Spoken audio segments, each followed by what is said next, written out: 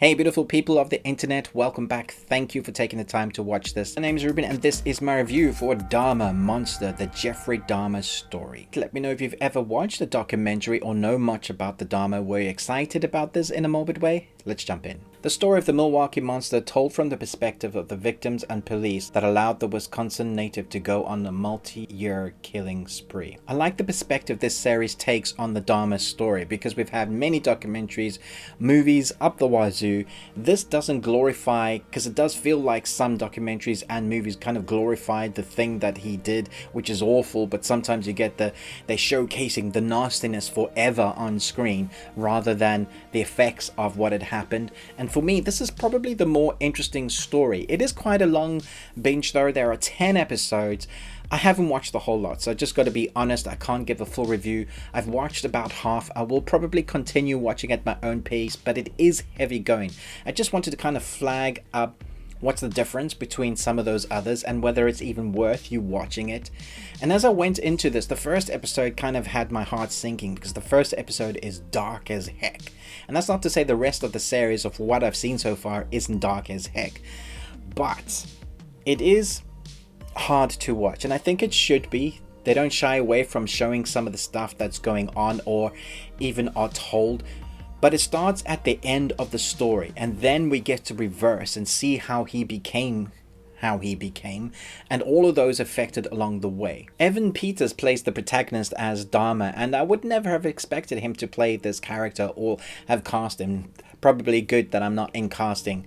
But I think he's done a fantastic job at portraying the monster, also the deadpan face. So he comes across as this kind of normal bloke, but also this deadpan face of emotionless craziness monster behind the skin of the deadpan face dude. That for me portrays a scariness that is needed to portray someone that is one of the most famous serial killer and the nastiness within. If you don't know anything about him, I believe he killed 17 men of minority cultures, and the stuff he did to them was so nasty I don't even want to mention on YouTube because I'll just be flagged and YouTube will take it down. You can do a quick Google search and you'll understand. I think the performances all round are good. So far what I've seen of the first 5, I believe the pacing is good, especially the way they're starting to build that story with our characters that are affected. The father who feels like he has a weird son from the perspective from right at the beginning, but then as we build up we see how and why Dahmer became an alcoholic, or how he reflects, his mind is kind of corroded already just as a young child. We get to see how he interacts with the world, and then we get to see some people that have been affected by Dahmer. This also might trigger some people because we get to see the inadequacies of the police at the time for allowing this to continue. Had they investigated properly and it wasn't a color issue, then they probably could have saved a number of people's lives and gotten Dahmer to jail much quicker, but that didn't happen. So I do feel like this will trigger some people.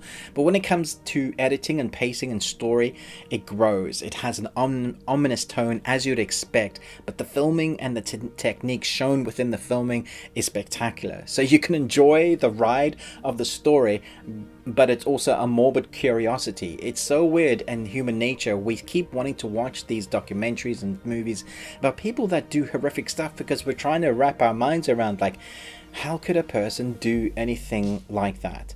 And so as we watch, we try to understand, but I don't think we will ever quite understand unless we are people like that. At the same time, people are complex. It's not just black and white.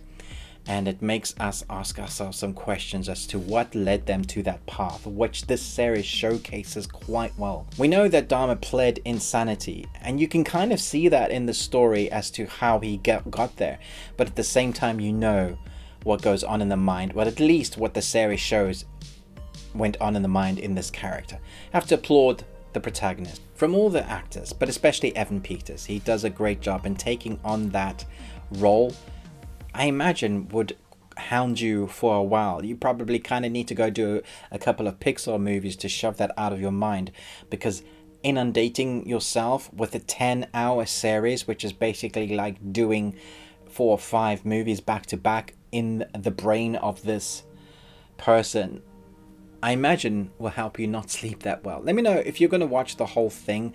I don't know many people that will binge watch all 10 hours, but if you're into this type of story, that's kind of why I'm here, to let you know it is well filmed, it's well acted, it's harrowing, it does what it says on the tin.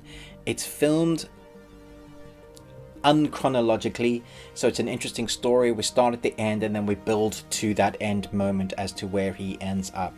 It's very well done, gives us perspectives not just from Dahmer but the people affected around what he did, and I think that was good, a good way to go.